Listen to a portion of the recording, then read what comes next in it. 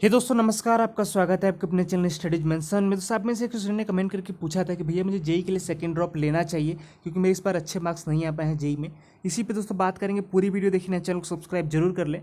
Video को start करते हैं। सबसे पहले दोस्तों कुछ बातें आपको मैं क्लियर कर देता हूँ कि देखिए, आप जेई एडवांस के लिए एलिजिबल नहीं रहोगे सेकंड ड्रॉप में अपने, ठीक है।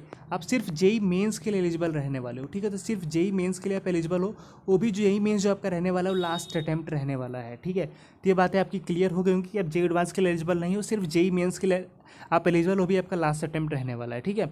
अब यहाँ पे दोस्तों कुछ बातें आपको मैं बता दूं कि आपको पहले देखना होगा कि पिछले 2 साल में आप जो जेई दिया तो क्यों अच्छा नहीं कर पाए, क्या आप वही फिर से दोहराने वाले हो पिछले 2 साल में जो आपने दोहराया है। अगर ऐसी आपका आंसर यही ऐसा आ रहा है तो आप बिल्कुल आप ड्रॉप मत लो, ठीक है। आपको ड्रॉप लेने की कोई ज़रूरत नहीं। आपको जहाँ भी एडमिशन मिल रहा है आप एडमिशन ले सकते हो। आप आने वाले टाइम में और भी एग्जाम्स होते हैं, उस एग्ज़ाम में बैठ सकते हो। उसके बाद आप चाहो तो उसके थ्रू आप आईआईटी में जा सकते हो, ठीक है।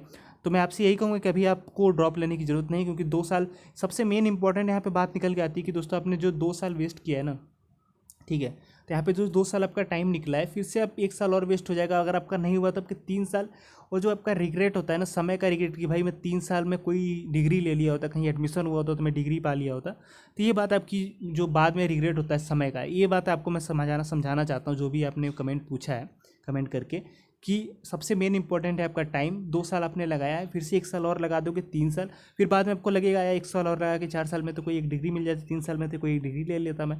तो ये जो रिग्रेट है ना, अगर आपका कहीं सिलेक्शन नहीं होता है तो ये रिग्रेट आपके अंदर आएगा, तो ये दिक्कत करेगा आपको आने वाले समय में। और इससे आपका ये होगा कि समय भी वेस्ट हो रहा है। तो आपको कहीं भी, अगर आपको बहुत ज़्यादा अंदर से कॉन्फिडेंस है कि मैं कर सकता हूँ, तो कोई दिक्कत वाली बात नहीं, आपके ऊपर है, आप ड्रॉप ले सकते हो। लेकिन मैं यही सलाह दूंगा कि आपको ड्रॉप आप लेने की ज़रूरत नहीं है, ठीक है। अब आप जहाँ भी आपका एडमिशन हो रहा है एडमिशन कराइए, वहाँ पे आप अच्छा कीजिए, उस जिस भी कॉलेज में आप जाते हो, तो आप आगे चल के अच्छा कर सकते हो। कोई दिक्कत वाली बात नहीं है। नहीं आए तो मतलब मार्क्स नहीं आए तो कोई दिक्कत वाली बात नहीं है, ठीक है। लेकिन अब फिर से ड्रॉप लेना, फिर से वही कुछ, फिर से 2 साल में जो आपने पढ़ा है फिर से स्टार्ट से पढ़ना चाहते हो, अगर फिर से तैयार हो वैसे ही पढ़ने के लिए तो कोई दिक्कत वाली बात नहीं। फिर से आपको अगले 1 साल तक वैसे ही पढ़ना पड़ेगा। तो इसका आंसर यस है, तो आप ड्रॉप ले सकते हो। उसके बाद मैं आपको यही सलाह दूंगा, आप ड्रॉप लेने की ज़रूरत नहीं है, क्योंकि अब 2 साल वैसे ही आपका टाइम वेस्ट हो चुका है। अब आपको कहीं एडमिशन ले लेना चाहिए। आपका 1 साल की डिग्री यहाँ पे कंप्लीट हो जाएगी।